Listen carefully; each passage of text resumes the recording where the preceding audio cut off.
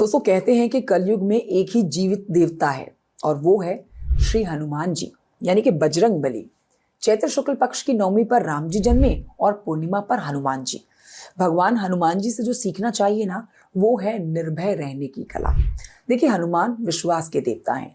विश्वास दोनों तरह से हो, परमात्मा पर भी और स्वयं पर भी, बाहरी भी और भीतरी भी। भरोसा ही एकमात्र चीज है दोस्तों, जो सूर्य को मुंह में रख लेने से लेकर समुद्र लांघने तक के काम करवा सकता है। तो इंसान के जीवन में तीन ही भाव होते हैं, पहला हर्ष, दूसरा शोक और तीसरा भय। हर्ष यानी खुशी, शोक यानी दुख, भय का मतलब डर। अब देखिए, डर ही सफलता के रास्ते की सबसे बड़ी रुकावट होती है। डर असफलता का भी होता है, सफलता को बरकरार रखने का भी होता है। भय बाहरी भी होता है और भीतरी भी होता है। डर कोई भी हो, यह हमें जिंदगी में आगे बढ़ने से रोकता है। भगवान हनुमान जी से सीखें कि कैसे अपने ऊपर डर को हावी होने से आप रोक सकते हैं। तो समस्या से डरे नहीं, उसे सुलझाएं कैसे, ये बताती है हनुमान जी की ये सुंदर सी रोचक सी कथा, जो आपको मैं बताऊंगी। कथा को अंत तक जरूर सुनिएगा। डर को जीतने की कला में हनुमान निपुण हैं, ये हम सब जानते हैं। कई घटनाएं ऐसी हुई हैं जिन्होंने उनके मन में भय पैदा करने की कोशिश की है, लेकिन वो बुद्धि और शक्ति के बल पर उनको हरा कर आगे बढ़ गए। डर को जीतने का पहला मैनेजमेंट फंडा यहीं से निकलता है कि अगर आप विपरीत परिस्थितियों में भी हैं ना दोस्तों, तो भी आगे बढ़ते रहना चाहिए। बल और बुद्धि दोनों से ही काम लेना चाहिए। जहां पर बुद्धि से काम चल जाए ना, वहां पर बल का उपयोग नहीं करना चाहिए। ये कथा भी आपको यही बात समझाएगी। रामचरितमानस के सुंदरकांड का प्रसंग है ये। सीता जी की खोज में समुद्र लांघ रहे हनुमान जी को बीच रास्ते में सुरसा नाम की एक राक्षसी ने रोक लिया। अब देखिए, हनुमान जी को वो खाने की जिद करने लगी। हनुमान जी ने बहुत मनाया, लेकिन वो नहीं मानी।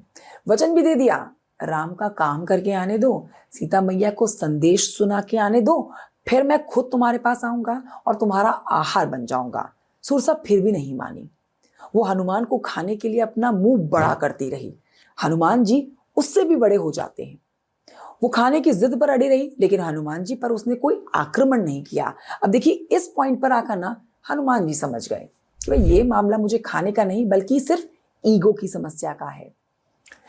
सुरसा के बड़े स्वरूप के आगे उन्होंने खुद को बहुत छोटा कर लिया, उसके मुंह में घूम कर आ गए।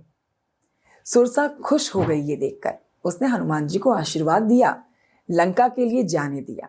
तो दोस्तों, इस कथा से बात यह समझ आती है कि जहां मामला ईगो के सेटिस्फेक्शन का हो, वहां बल नहीं, बुद्धि का इस्तेमाल करना चाहिए। यह हनुमान जी ने सिखाया है। बड़े लक्ष्य को पाने के लिए अगर कहीं पर झुकना भी पड़ जाए ना दोस्तों, तो झुक जाइए, लेकिन आप अपने बड़े लक्ष्य को पा लीजिए। बहुत ही सुंदर सी और बहुत ही रोचक सी कथा हनुमान जी के भक्तों के लिए। हनुमान जी के भक्त मुझे कमेंट करके जरूर बताएं ये कथा आपको कैसी लगी। आप वीडियो लाइक कर सकते हैं, आप चैनल को सब्सक्राइब भी कर सकते हैं।